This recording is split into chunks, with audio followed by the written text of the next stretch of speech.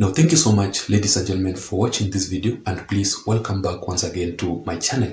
But just in case you are here for the first time and you do love politics, I just want to assure you that this is the best platform for all the political activities that are currently happening across the country, for the political updates and also for the best political analysis. So kindly support me by subscribing, and also don't forget to press the notification bell so that YouTube can automatically update you through the notifications immediately I post a video here. Otherwise, to my returning subscribers, to my loyal viewers, and to my supporters, I really want to appreciate you so much for your continued support, because without that support, this channel cannot be where it is currently. So feel very much welcome, and I don't take your support for granted.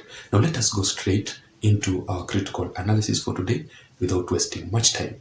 And the Kisumu County Senator by the name Professor Tom Ojienda, who is currently appointed or nominated by President William Ruto to lead the ODM party rebels to oppose Raila Odinga from the Luo Nyanza region, has once again delivered a very strong warning to Raila Amolo Odinga while he was campaigning for William Ruto in Kisumu County. So let me give you the events that took place, or what really transpired.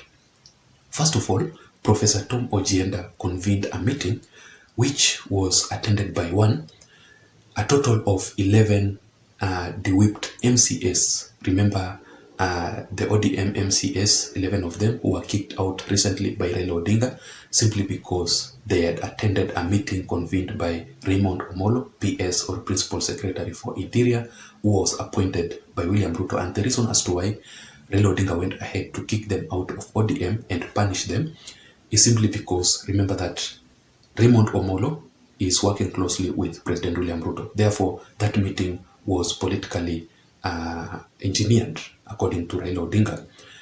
They went there and without informing Raila Odinga that they have a certain meeting, or they went against the party rules. That is why Raila Odinga kicked them out. Secondly, that meeting was attended of a total of 7 MPs, or 7 rebel MPs, who recently went to State House to meet with President William Ruto to initiate or to talk about the development projects, to initiate them in the Luo Nyanza region.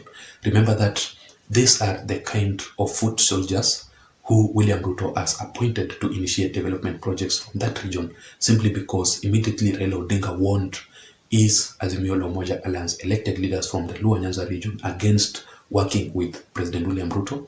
There is no way that William Ruto can conduct any development projects in the Luo Nyanza region without the support of the leaders from that area. So immediately Raila Odinga warned his allies from working with William Ruto. William Ruto had to come up with a plan.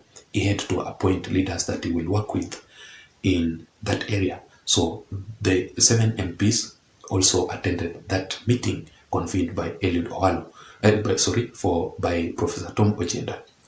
Also, that meeting was attended by the CS for ICT, Eliud Owalo, who comes from Siaya County. Eliud Owalo also has been on the forefront initiating development projects for William Ruto from the Luo Nyanza region. Eliud Owalo is like a point man of William Ruto. Whenever William Ruto wants to initiate anything from the Luo Nyanza region, he must appoint, or he must direct that initiative to Eliud Owalo so that he can assist him for those reasons. And also it was attended, or that meeting was attended by the youngest, I'm told that he is the youngest Principal Secretary, Raymond Omolo, who I have been talking about here in this video earlier on. And he is actually the PS, or Principal Secretary for Interior. So remember that Raymond Omolo, Eliud Owalo, and several other leaders from the Luo Nyanza region are part of William Ruto's key appointment to initiate William Ruto's development projects in that area. So the main agenda of this meeting convened by Professor Tom Ojienda is because, one, they wanted to carry out or to conduct rallies campaigning for William Ruto in the larger Luo Nyanza region. Remember, if you have been following William Ruto's recent political moves, he is too much interested in the Luo Nyanza region and in the Western region. The reason as to why William Ruto is doing this is simply because remember that in politics everything changes. First of all, he wants to initiate development projects in that area with the assist of these leaders, and also he wants to prepare himself for the 2027 general elections. William Ruto does not want a case whereby, like previously, he was depending so much in the Mount Kenya region. This time round, William Ruto wants to get majority of votes in the entire Republic of Kenya. He does not want, so if he will contest, the person that he will contest with, William Ruto wants to make sure that the total votes range that he will defeat with that person, it will be a greater margin, not just like previously a difference of 200,000 between him and Raila Odinga. So that could be the reason. And also, secondly, they want to popularize the UDA party in that region, the main agenda of that meeting. Recently, William Ruto opened the UDA party in Kisumu County. Therefore, it requires leaders from that area. William Ruto wants to compete with the ODM. Of course, he cannot win that competition, but at least he will manage to neutralize Raila Odinga from his own area where he comes from.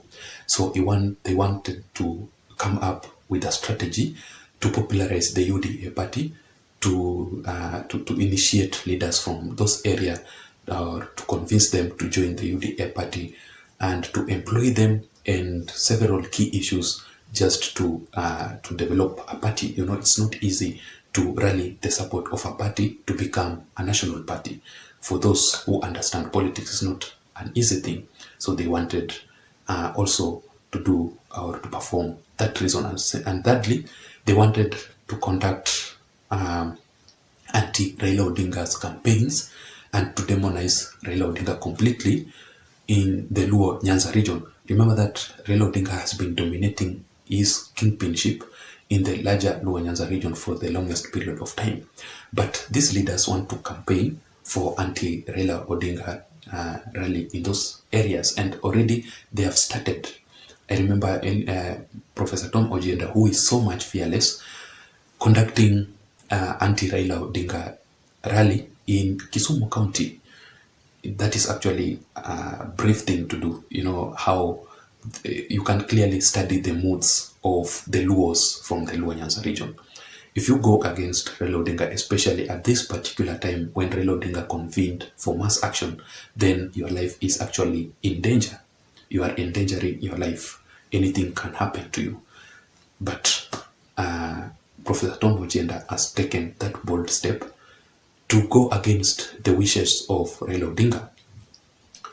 And finally, they wanted to initiate the development projects in the Luo Nyanza region. That is why they met yesterday.